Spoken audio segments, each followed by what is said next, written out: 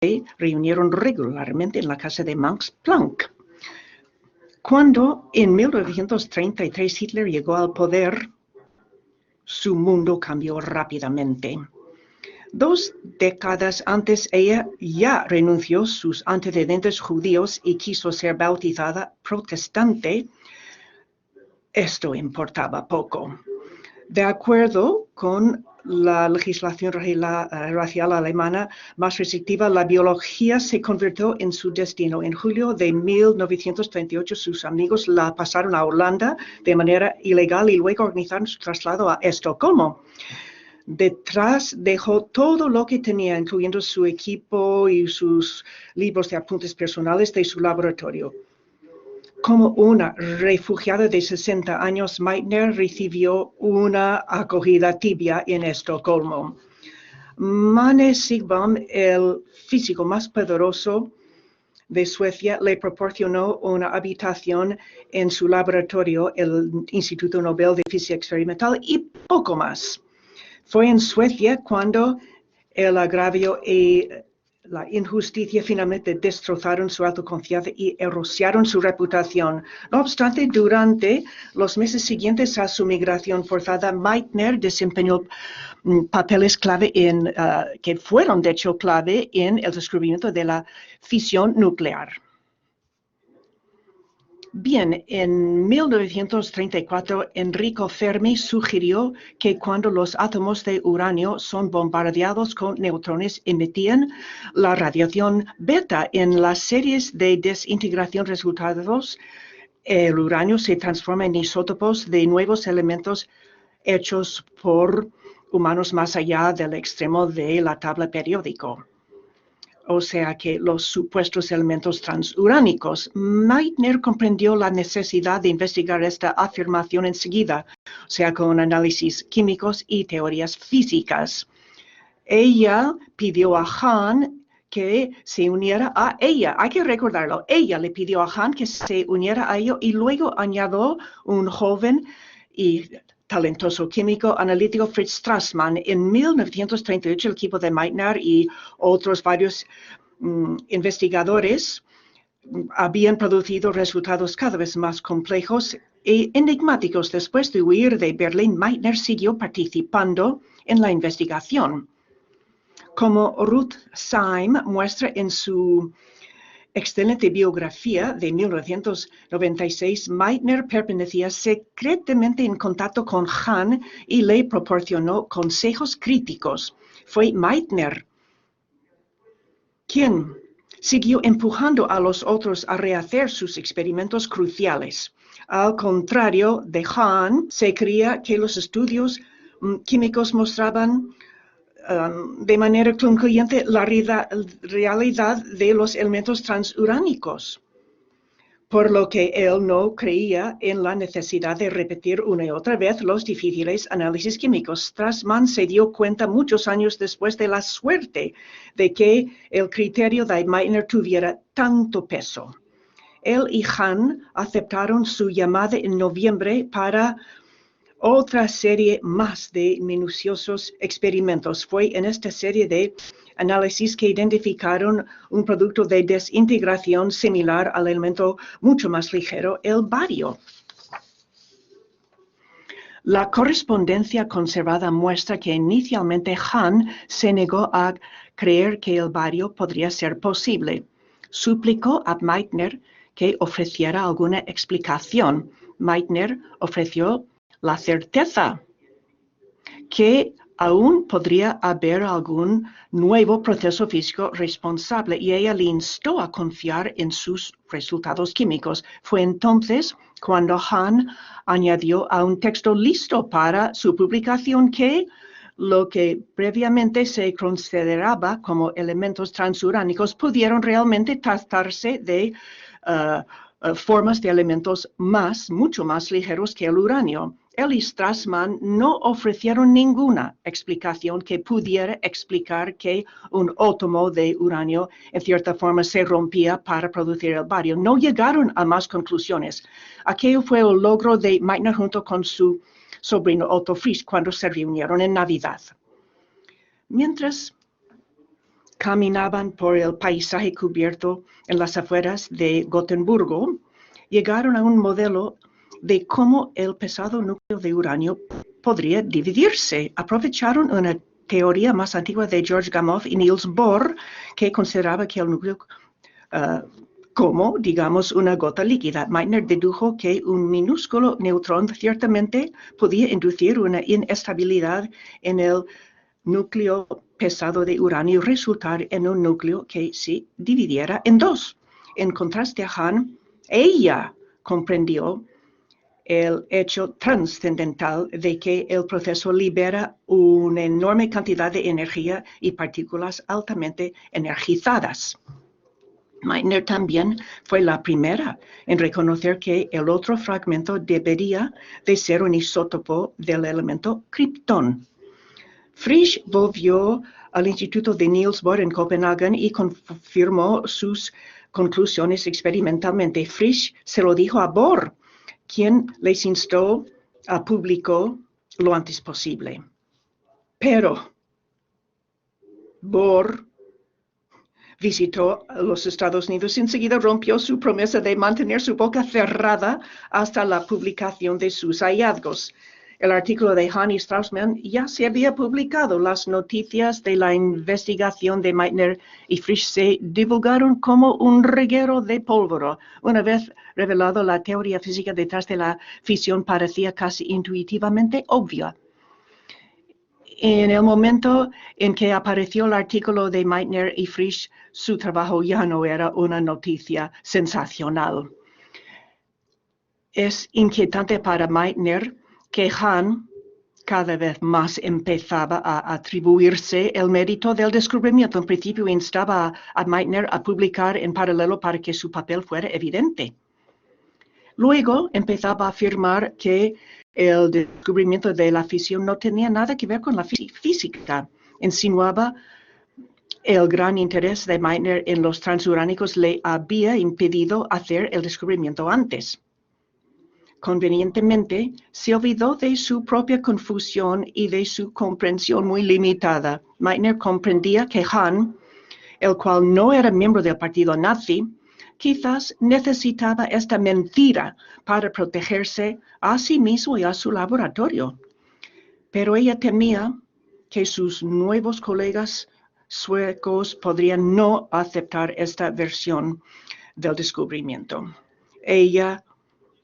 Lo que ella no hubiera podido adivinar era que algunos de estos colegas, incluyendo a Sigvard, no querían reconocer exactamente lo que ella había contribuido en la realidad. Añadir el insulto a la injusticia.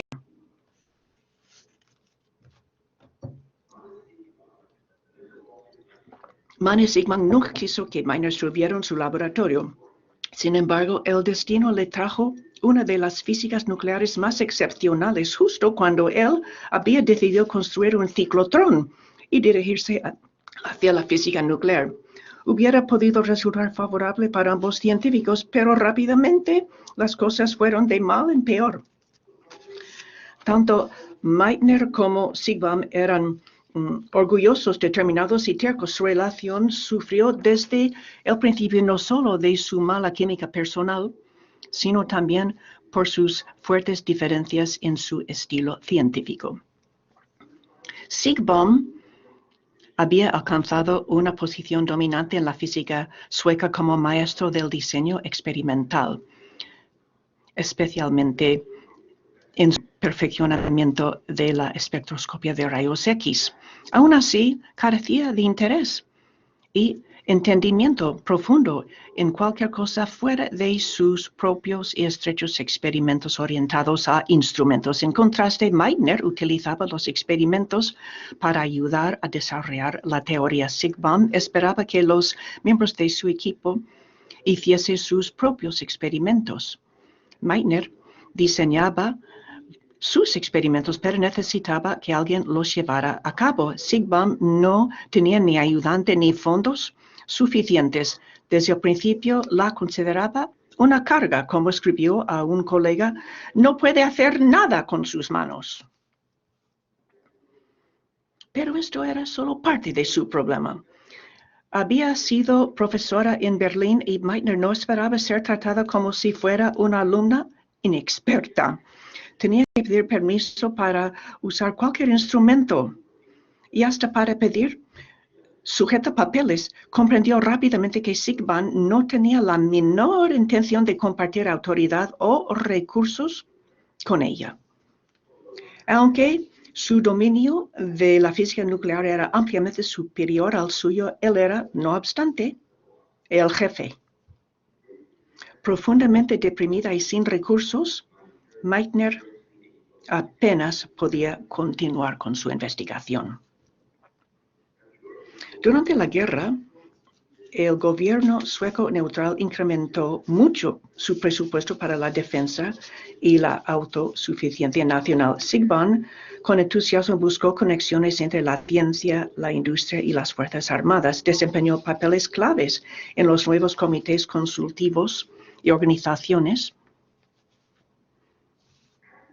Y después del shock de las bombas atómicas americanas, el gobierno sueco y el liderazgo científico empezaron a plantear cómo explotar los depósitos de uranio de bajo grado en Suecia. Las propuestas incluían una bomba atómica para defender la neutralidad de la nación y energía nuclear para proporcionar energía barata para construir un estado de bienestar.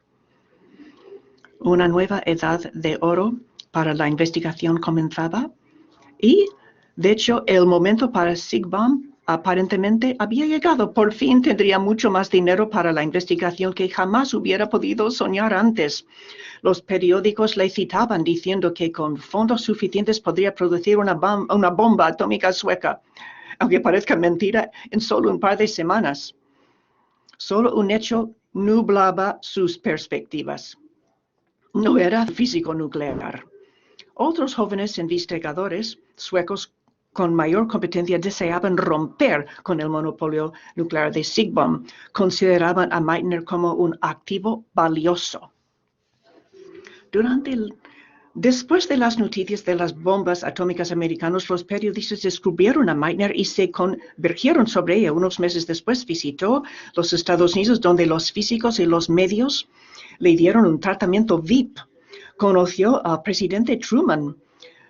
Con científicos destacados creían que sus aportaciones se merecían un reconocimiento como un premio Nobel, pero un premio para Meitner la elevaría de ser una refugiada impotente, despreciada y dependiente en el laboratorio de Siegbahn a una autoridad reconocida y prominente en la física nuclear, aún en Suecia.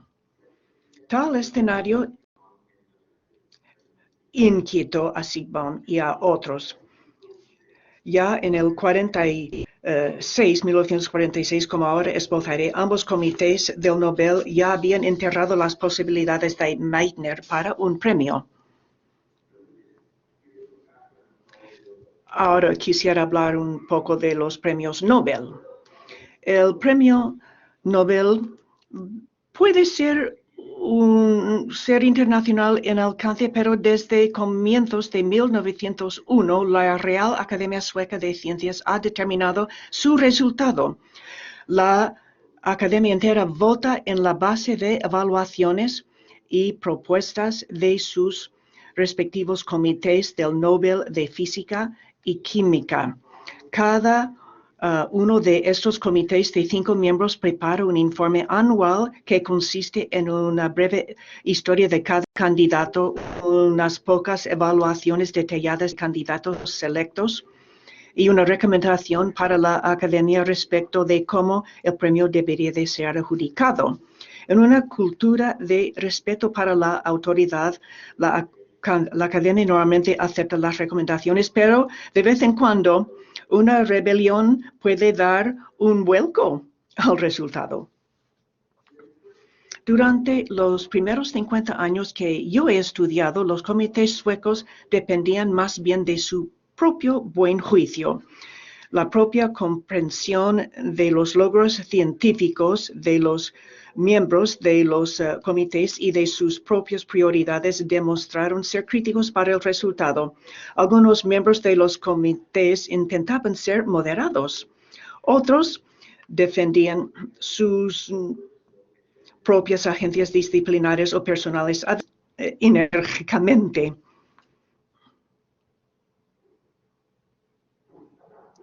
Cuando los miembros de los comités evaluaron a los candidatos, sus acciones no estaban en un vacío. A veces se cruzaron con actividades más amplias relacionadas con normas disciplinarias, prioridades, métodos y autoridad. Con todo, la lista de premiados y las especialidades que representan no son de ninguna de las maneras ni inevitables ni únicas. Ocasionalmente, los miembros del comité conversaban en privado que más de un candidato se merecía un premio igualmente. A veces se quejaban de la falta de normas claras de elegir con objetividad entre varios candidatos merecedores. La recompensa en la ciencia, como en otra parte de la sociedad, está lejos de ser perfecta. Voy a esbozar el tratamiento del Comité de Química de la Fisión Nuclear y luego haré lo mismo para el Comité de Física. Theodor Svedberg, inventor del ultracentrifugador y uno de los científicos más prominentes de Suecia, había intentado durante muchos años legitimar la investigación nuclear para perpetuar no solo a la física, sino también a la química. Su interés en la fisión fue inmediato. Propuso tanto Hahn como Meitner para el premio de la química en 1939. Esto le daría la oportunidad de estudiar los nuevos hallazgos en detalle. El informe de Svedberg indica que toda la investigación anterior a los supuestos elementos transuránicos pues era erróneo. Luego excluyó a Meitner de cualquier papel relacionado con la fisión, afirmando que Hahn había hecho el descubrimiento después de finalizar su colaboración. Sugirió que Hahn finalmente pudo hacer el descubrimiento de la fisión una vez que Meitner había dejado Berlín. Nos hemos de fijar que Hahn visitó Estocolmo en la primavera de 1939 y bien podría haber sido la fuente de esta mentira. Svedberg también afirmó que Niels Bohr era responsable de la teoría de la fisión nuclear. Concluyó que solo Hahn debería recibir el premio, pero recomendó que el comité esperara ya que la nueva investigación sobre la fisión todavía requería una evaluación. Cuando Svedberg evaluó a Hahn y a Meitner de nuevo en 1941, después de que un químico holandés les había propuesto, hizo énfasis en que la fisión conlleva un descubrimiento químico y ofrece su mayor significado para la química nuclear. Svedberg observó que mientras durante los últimos 2 años Hahn seguía publicando trabajos excelentes, Meitner no había producido nada significativo. Dejó de decir por qué su investigación se había detenido, pero el mensaje estaba claro. ¿Cómo es que ella pudo desempeñar un papel en este descubrimiento tan trascendental? Svedberg había hablado. Ahora sus colegas sabían qué es lo que Svedberg opinaba y quería. Arne Westgren, un aliado cercano a Svedberg sobre el Nobel, se asoció al comité en 1942. Previamente había propuesto solo a Hahn y en 1942 le propuso otra vez. Otro miembro senior del comité, Wilhelm Pallmeyer, sin embargo, expresó su preocupación por el carácter unilateral del comité. Pallmeyer propuso a Hahn y a Meitner y prometió entregar una evaluación más justa. Pero justo antes de poder redactar este informe, murió. En cambio, Westgren tomó la responsabilidad de evaluar a Meitner y a Hahn, aunque ya había descubierto su creencia de que solo Hahn se merecía el reconocimiento. Entonces, el comité decía, hay que evaluar a los dos, pero él, de hecho, puedo decir que si pensáis que esto es el inicio de una evaluación menos que objetiva, pues tenéis razón. Westgren más bien repite las opiniones negativas de Svedberg sobre la obra de Meitner, pero ahora con mayor fuerza. El comité votó que Hahn debería de recibir un premio no compartido, pero debido a las tensiones internacionales, recomendó reservar el premio, bueno, porque estaba en curso la Segunda Guerra Mundial. Cuando Westgren repitió su propuesta y evaluación en 1945, el comité propuso en un voto preliminar en junio otorgar un premio a Hahn. Pero cuando la guerra en el Pacífico terminó en agosto de 1945, pronto se hizo evidente que las cantidades enormes de investigación relativas a la fisión nuclear habían sido mantenidas en secreto. En septiembre, el comité cambió su propuesta. Ahora recomendaba un aplazamiento hasta que pudiera ver si otros se merecían compartir el premio con Hahn. Esto específicamente no implicaba a Meitner, como revelan los comentarios escritos con lápiz en el borrador. Había sido eliminado, acabada como candidata. Como la Academia debatía sobre los premios en noviembre, un miembro de la sección para medicina, Goran Liljestrand, insistía que Hahn no debía de esperar, que debía de recibir un premio ya. La Academia tenía que mostrar al mundo que los neutrales suecos pueden otorgar un premio a quienes les da la gana, aun siendo alemán, lo cual desagradaría a los americanos. Este razonamiento peculiar del Liljestrand resultó en que la Academia tumbó la recomendación unánime del Comité de Química de esperar. Esto solo podría suceder si tenía el apoyo de otros miembros poderosos de la Academia, como Siegbahn. Un premio para el descubrimiento de la fisión para Hahn cerraría el tema de una vez por todas sobre si Meitner debería de compartir este reconocimiento. Pero esto es lo que pensaban, pero no obstante, esto no es lo que sucedió. Ahora vamos a ver el Comité de Física. Hasta este momento, el Comité de Física simplemente se había negado a evaluar la fisión. Aunque físicos eminentes tales como Arthur Crompton, James Franck y Samuel Goldsmith habían propuesto una división de un premio de física entre Meitner y Hahn, el comité se lavó las manos sobre la fisión. Franck repetidamente llamó la atención al hecho de que el artículo de Hahn y Strassmann solamente aludía a la fisión. Meitner y Frisch fueron los primeros en identificar y confirmar el proceso. El comité también ignoró a Franck y la afirmación de otros de que la fisión era el descubrimiento más importante de más de una década en la física y para la física. En cambio, el comité declaró que la fisión pertenecía a la química y se negó a evaluar la fisión. Aún así, Meitner fue propuesto únicamente para el premio de la física.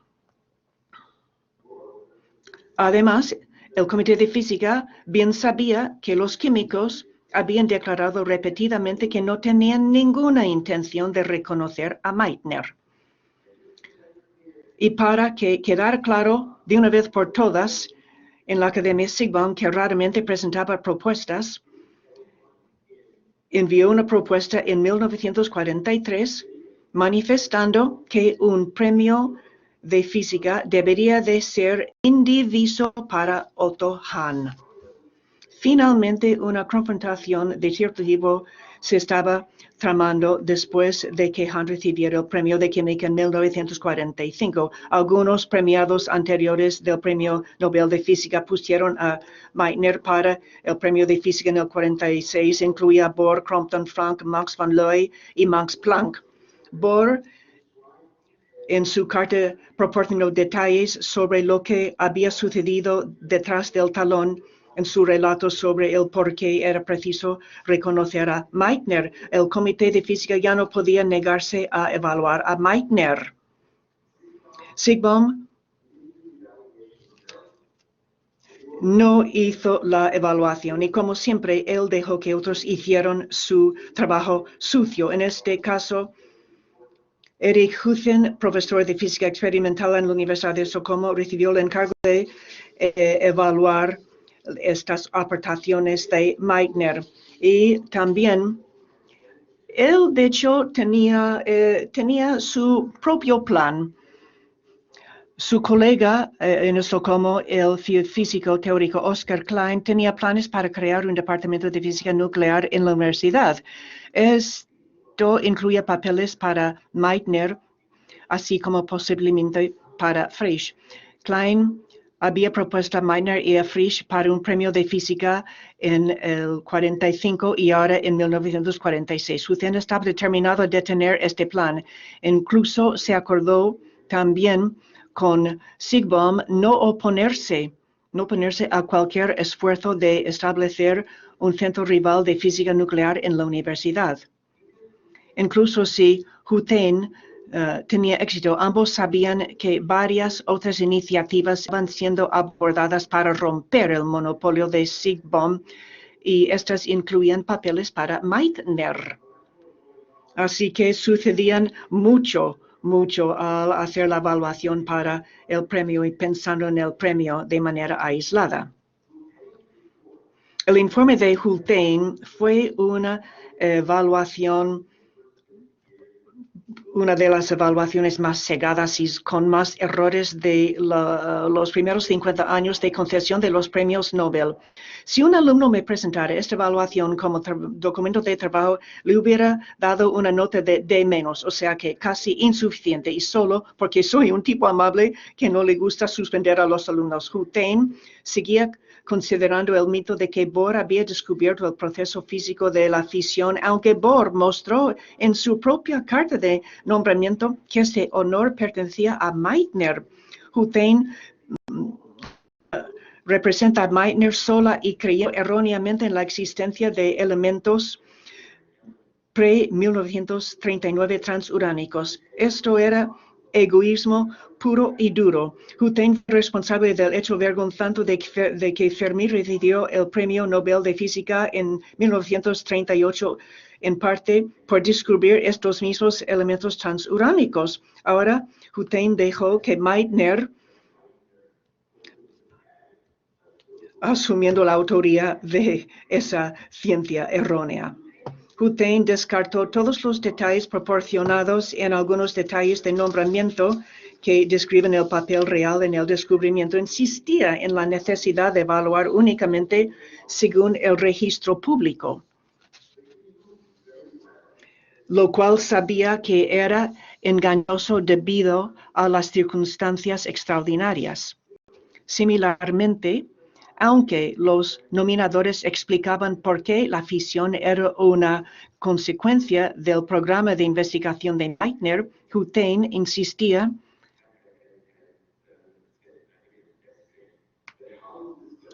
de que el descubrimiento de Hahn fue el inicio de un empeño de investigación totalmente nuevo y con nada que ver con el proyecto anterior. Declaró a Meitner no merecedora de un premio.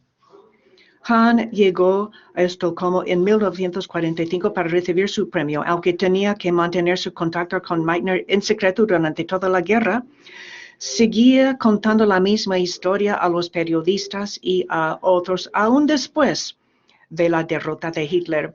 Se olvidó realmente de su propia confusión en diciembre de 1938 y de su súplica de orientación de Meitner. Habría decidido que las mentiras que le sirvieron tan bien antes podrían ser útiles todavía.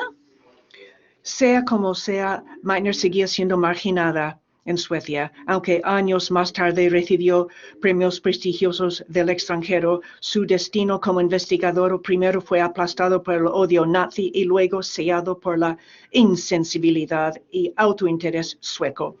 Con el tiempo se mudó a Cambridge, donde Frisch trabajaba y murió allí en 1968. En conclusión, la historia de Meitner es una que nos hace considerar que la ciencia tal vez pierde por el enfoque de un solo propósito de competencia y premios. Las razones del culto de los premios Nobel son muchos, pero la realidad de los premios nunca correspondían a la publicidad y al bombo.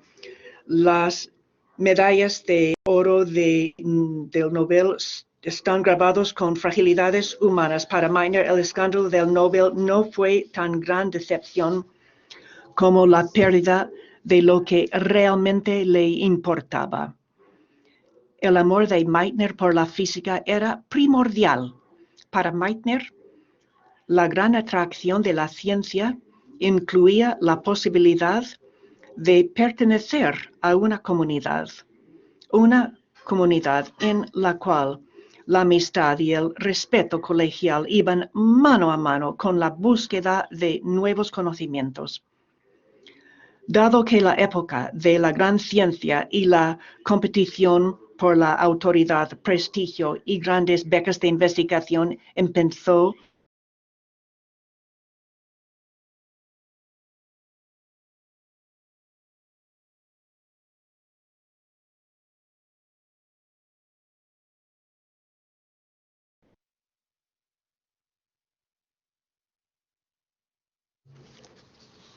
muchas gracias, Robert.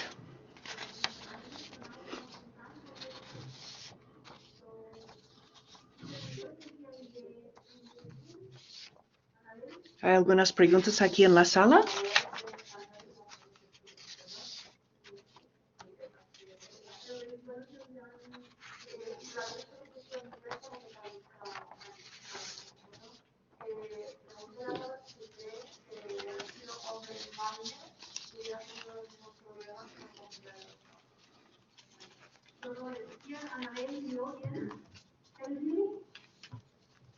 Yeah, so Annabelle is asking if you think that if Meitner she was a man, do you think that she would have the same knowledge in the Nobel Committee as she has in a woman?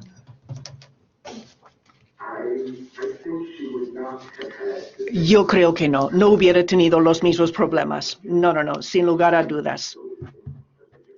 Hubiera sido otra historia, otro cantar.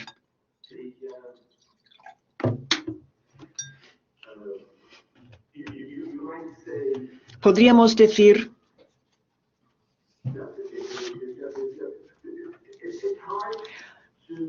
es difícil diferenciar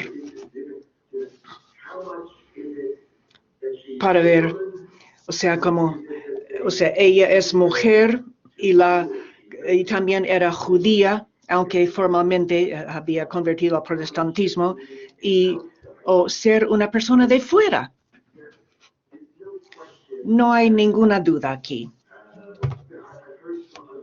Otras personas que conocían a Sigmund decían que a él no le gustaba la idea de que una mujer mayor que llegó a su laboratorio y ella pensaba y esperaba que tenía que compartir los recursos y él había trabajado mucho para poder conseguir dichos recursos con el paso de los años.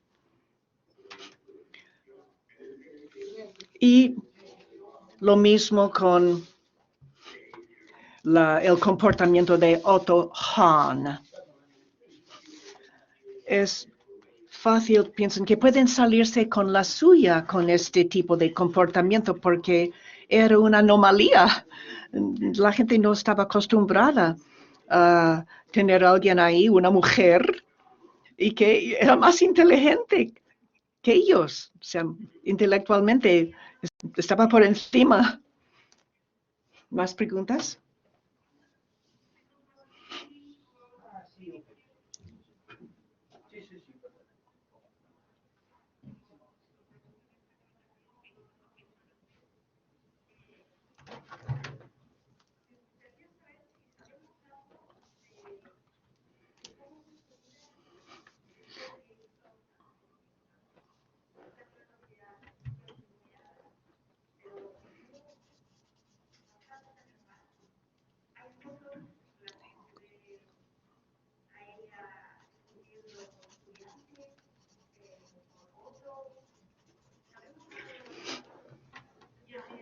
So Delta is asking if we know, and how was her life after all these episodes.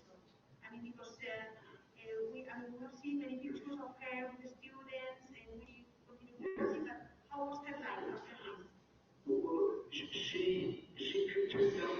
Bueno, ella continuó y de hecho era una mujer muy activa en las organizaciones internacionales. Ella viajó mucho, alentaba a chicas jóvenes, mujeres jóvenes, a pensar en la física. Que, bueno, amaba la física, era lo que más quería y ella quería transmitir esta idea a otras mujeres jóvenes. Era una mujer muy activa en distintas comisiones internacionales. Era parte del movimiento antibomba atómica 1950, en esa década, pero ya no hacía una investigación activa. Era una mujer fuerte y determinada, pero estaba deprimida debido a muchas cosas ya al final de la guerra y mediado de la década de los 40, porque ella se dio cuenta de Otto Hahn y otros colegas alemanes se negaron a comprender sus debilidades morales durante la guerra. Hahn iba por ahí quejándose, decía que la ocupación de los aliados en Alemania era mucho peor que cualquier cosa que Alemania había hecho. Ella no se lo podía creer. Bueno, no se lo podía creer. Pero el premio Nobel, bueno, en la obra de teatro que espero que podáis ver,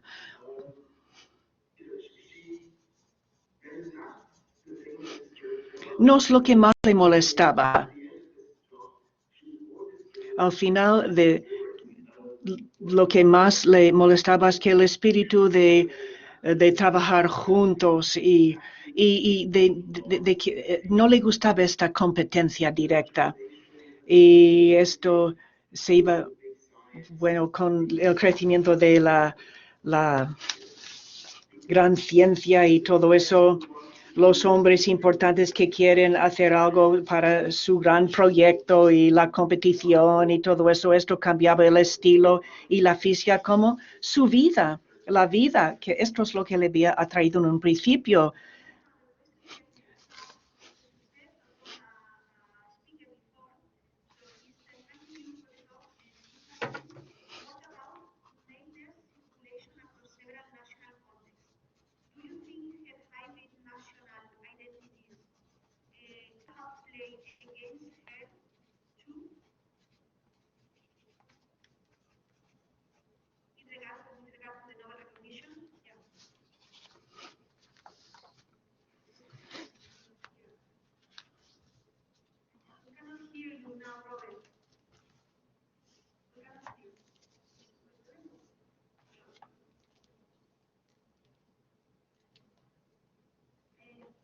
Sorry, Noel, we cannot hear you.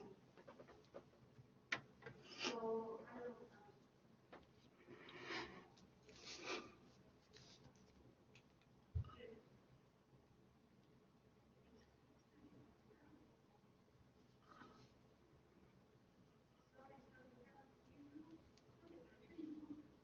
But somehow you have lost your sound, yeah. And you can. So maybe just our problem.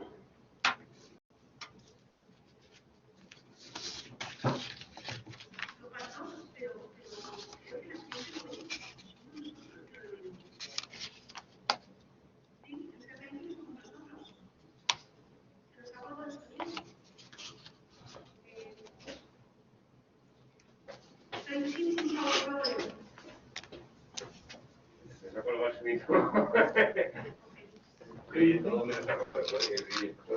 Ahí lo tienes tú.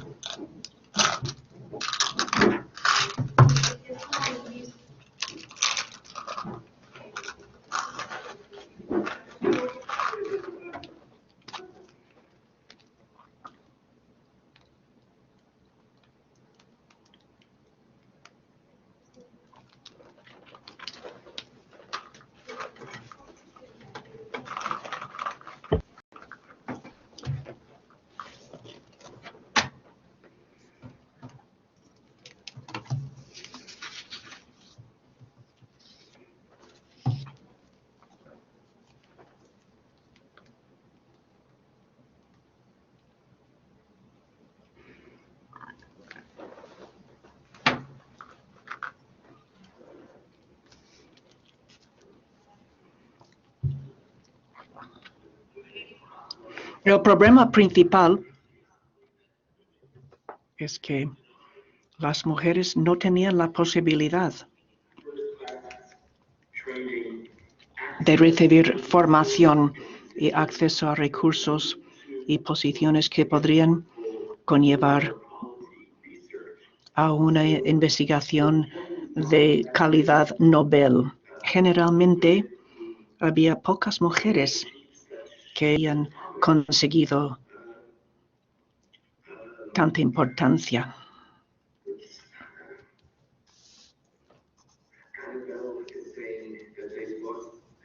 Annabel comenta que se ha perdido la conexión, pero ahora lo hemos recuperado. Bien.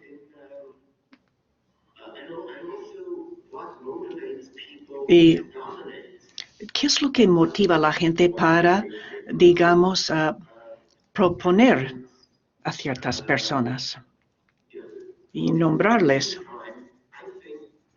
En años recientes yo creo que los comités suecos deseaban encontrar, o sea, muchos miembros pues querían encontrar a alguien. Era popular dar premios a mujeres, premios en física y en química. Yo creo que tendrían ganas, digamos, de encontrar a mujeres propuestas, o sea, mujeres de alto nivel, pero el problema de la discriminación contra las mujeres y otras personas según su etnicidad y tal, pues dificultaban la tarea de las mujeres para llevar a cabo una investigación. Y esto es el caso de Meitner. Ella pudo investigar y conseguir grandes logros. Dorothy Crawford en química esperó mucho tiempo. He visto alguna correspondencia. Algunos miembros del comité decían que era necesario esperar y esperar, pero finalmente le otorgaron el premio en la década de los 60. ¿Hay más preguntas?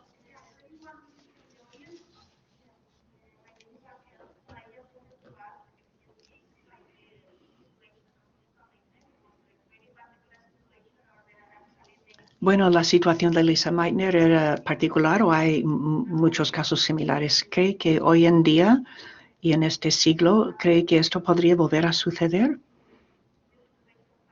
¿O la situación ha mejorado mucho? ¿Cuál es su opinión, por favor? Yo creo que es menos probable, bastante menos probable.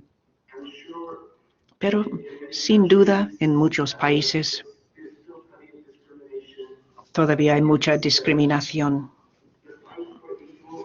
La lucha para el acceso igual y un respeto igual en la ciencia todavía es una batalla que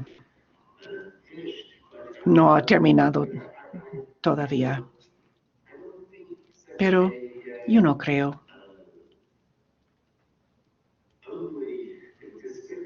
que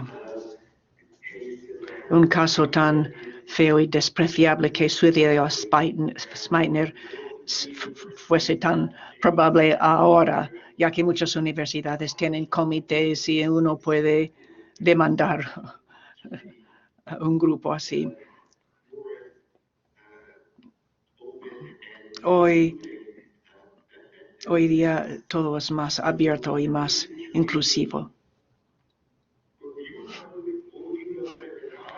Sabréis más que yo, pero la situación ha mejorado. Hace poco, me refiero al comité Nobel, el comité de los Nobel. Sí, el comité del Nobel. Presente y pasado, si es la misma situación o si ha mejorado algo.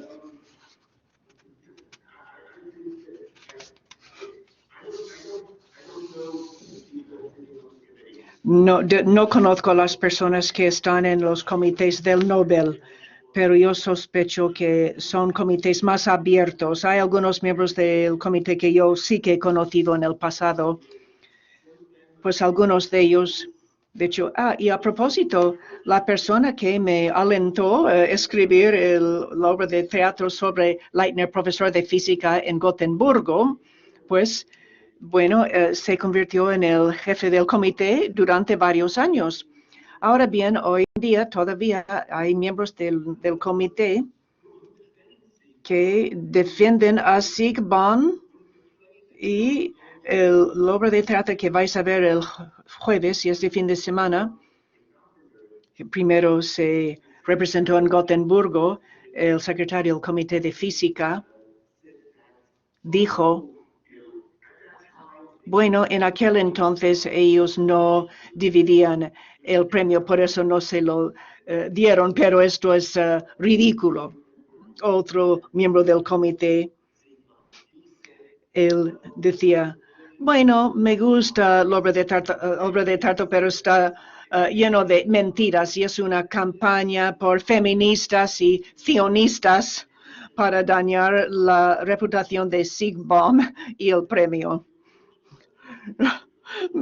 Bueno, era increíble porque el público se dio cuenta de los perjuicios y qué tonto era ese hombre Zygmunt, que era un hombre lleno de perjuicios y todavía hay arrogancia y hay personas así soberbias que todavía piensan que es mejor que una mujer que no puede trabajar tan bien y también son excusas tontas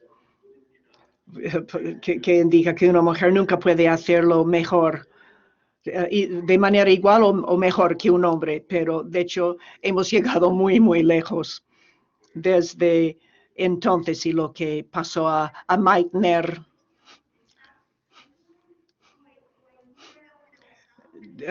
Durante un rato estábamos sin sonido. No sé si todas las respuestas han llegado, porque había una pregunta y era que si tenías que centrarse en otra mujer con éxito ignorada, ¿qué mujer escogerías?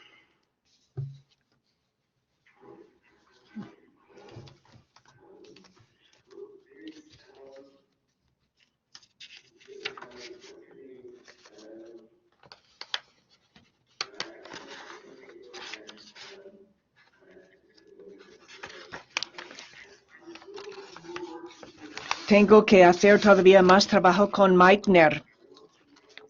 Yo quiero escribir, digamos, un guión para una película de animación para Meitner que cubre el periodo de 1933 hasta finales de la década de los 40. Porque me gustaría entrar en más detalle con respecto de la cuestión o el tema de la identidad, qué es lo que significaba para ella su identidad como mujer, como judía, que se había convertido al protestantismo, pero estaba sometido a la persecución todavía, y cómo pudo salir adelante. Alguien como Max Planck le ayudó mucho al principio en Berlín. Normalmente él diría que una mujer está mejor para una mujer estar en la cocina. Pero él se dio cuenta de que Meitner era tan sumamente inteligente y no era una amenaza, fuera lo que fuera, pues él realmente quería ayudarla, aunque las reglas y la legislación decía que no podía tener un puesto académico. Ahora, la otra mujer que me interesa era una física sueca, Eva van Parbergis. Era una amiga de Meitner, la visitó en Navidad del 38 cuando ella y Frisch fueron a dar un paseo por la nieve. Viene de una familia aristocrática, pero ella quiso estudiar física. Era una desgracia para su familia, pensaban, pero era una excelente física experimental antes de la Primera Guerra Mundial. Era excelente. Vivía en Suecia, pero ella internalizó todos los perjuicios. Siempre se dice, realmente, yo no valgo, bueno, yo voy a ser profesora de instituto, total, yo no valgo para más. Y su vida después es muy interesante. Ella es alguien que me interesa. Su relación con Meitner, y las dos iban a ser pioneras, romper barreras, pero Eva sale, o sea, no sigue y se convierte en profesora de instituto. Y había muchos experimentos críticos, pero de hecho hay mujeres, muchas mujeres, como Eva van Baar, son mujeres de gran valía y a veces es difícil saber que existen para poder estudiarlas. Muy interesante. Bueno, la última pregunta. Profesor Bertomeu pregunta si durante su experiencia con respecto a este tema, si podría ofrecer otra opinión de la política de excelencia detrás de la decisión del comité en los años de Meitner y los intereses disciplinares eran las cuestiones más importantes. Bueno, en la realidad yo creo que no hay duda aquí, que hay una voluntad, un deseo de impedir que Meitner comparta el premio. No lo quieren. No se trata de una cuestión de que no se dieron cuenta o que no lo sabían, que en el año 39 Svedberg pensaba, bueno, Meitner se fue de Berlín, Hahn lo habría hecho solo, pero en 1946 en las cartas de nombramiento, sobre todo de Bohr y de Oscar Klein, todo estaba ahí, de hecho, todo estaba ahí, y seguían negando la posibilidad. En otras palabras, ellos no seguían su procedimiento normal con respecto de cómo tratar a los candidatos. Hay un procedimiento y de hecho ellos no seguían el procedimiento, no tiene sentido. Había mucha evidencia a su favor, pero ellos no querían que ella compartiera el premio con Hahn. Y es difícil saber qué es lo que hubiesen pensado otros miembros. Hay 5 miembros en el comité de física y 5 miembros en el comité de física. No todos los miembros son iguales. Algunos son más poderosos, algunos tenían una mayor autoridad y algunos dominan. Ahora bien,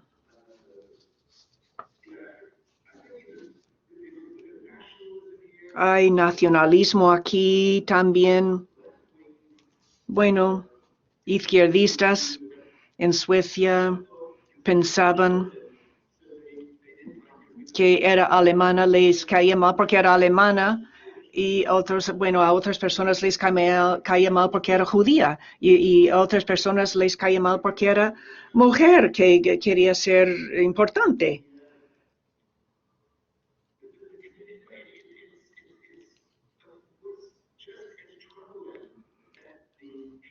Los comités realmente no eran justos ni ecuánimes y ignoraban evidencia, pero todavía ellos están ahí. Ellos están ahí todavía y ahora lo reconocemos, pero no, igual como con Einstein y la negación de darle un premio para la teoría de la relatividad. en lugar de admitir que había un perjuicio en el comité y en la Real Academia, porque ellos determinan el resultado. Y bueno, estas cosas sí que suceden y hay que entenderlo en lugar de simplemente decir que el procedimiento para los premios Nobel todo es imparcial, objetivo, intentan encontrar lo mejor sin cualquier otro interés implicado. Esto es ridículo, es una tontería.